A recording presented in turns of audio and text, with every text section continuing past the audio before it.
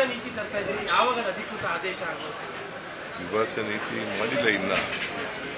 ನಾವು ತೀರ್ಮಾನ ತಗೊಂಡಿರೋದು ಈಗ ಹಿಂದಿ ಭಾಷೆ ಥರ್ಡ್ ಲ್ಯಾಂಗ್ವೇಜ್ ಇದೆಯಲ್ಲ ಅದು ಕಡ್ಡಾಯ ಮಾಡಬಾರದು ಅಂತ ಹೇಳಿದ್ದೀವಿ ಅಷ್ಟೇ.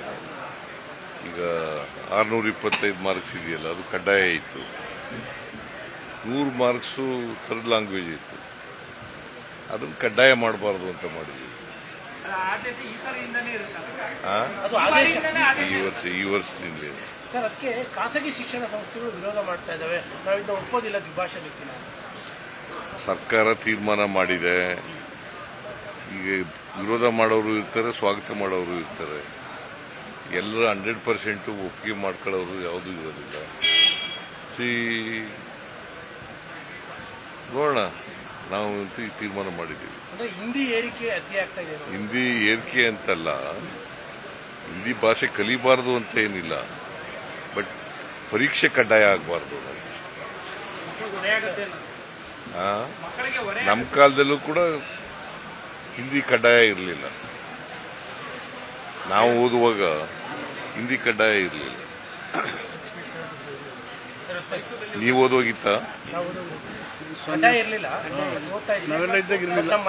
ನಾವು ಓದ್ತಾ ಇದ್ದೋ, ಕಡ್ಡಾಯ ಇರಲಿಲ್ಲ.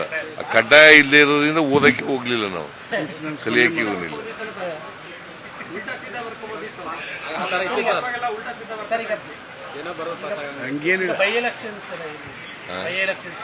ಎರಡೂ ಕಡೆ ಗೆಲ್ತೀವಿ ನಾವು.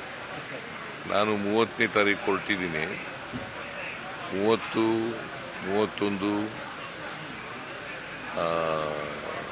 ಬಾಗಲಕೋಟೆ, 1, 2 ದಾವಣಗೆರೆ, ಆಮೇಲೆ 2, 3 ಅಲ್ಲ 3, 4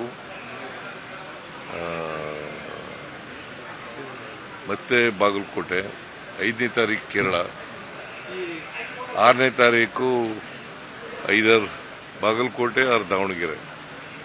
2.5 ವರ್ಷದ ಗೌರ್ಮೆಂಟ್ಗೆ ಸರ್ 2.5 ವರ್ಷದ ಗೌರ್ಮೆಂಟ್ಗೆ ಜನ ಕೊಡೋ ವರ್ಡಿಕ್ಟ್ ಅಂತ. 2.5 ವರ್ಷದ ಗೌರ್ಮೆಂಟ್ಗೆ ಜನ ಕೊಡೋ ವರ್ಡಿಕ್ಟ್ ತೀರ್ಪು ಅಂತೀರಿ?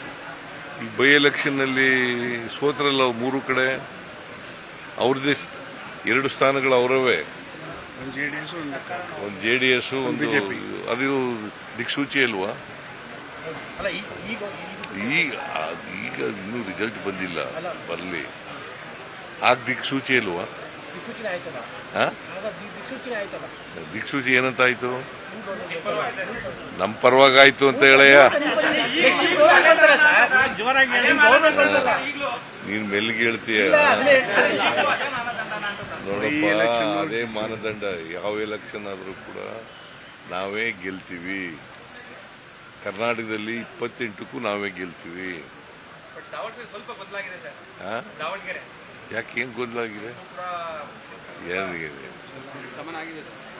ಶಮನ ಆಗಿದೆ. ಯಾರು ಅಧಿಕೃತ ಕಾಂಗ್ರೆಸ್ನಲ್ಲಿ ಇದ್ದವರು ನಿಂತಿದ್ದಲ್ಲ, ಅವರು ರಿಟೈರ್ಡ್ ಆಗಿದ್ದಾರೆ. ನಿರ್ಭೀತ, ನಿಷ್ಪಕ್ಷಪಾತ, ವಿಶ್ವಾಸಾರ್ಹ ಸುದ್ದಿಗಳಿಗೆ ಮತ್ತೊಂದು ಹೆಸರಾಗಿರೋ ನ್ಯೂಸ್ 18 ಕನ್ನಡ ಈಗ ಆಪ್ನಲ್ಲೂ ಲಭ್ಯ ಇದೆ. ದಯವಿಟ್ಟು ಇಲ್ಲಿರೋ QR ಕೋಡ್ ಅನ್ನು ಸ್ಕ್ಯಾನ್ ಮಾಡಿಕೊಂಡು ಆಪ್ ಡೌನ್ಲೋಡ್ ಮಾಡೋದಕ್ಕೆ ಮರಿಬೇಡಿ. ನಿಮ್ಮ ಬೆಂಬಲ ಹೀಗೆ ಸದಾ ನಮ್ಮೊಂದಿಗಿರಲಿ. ಧನ್ಯವಾದ.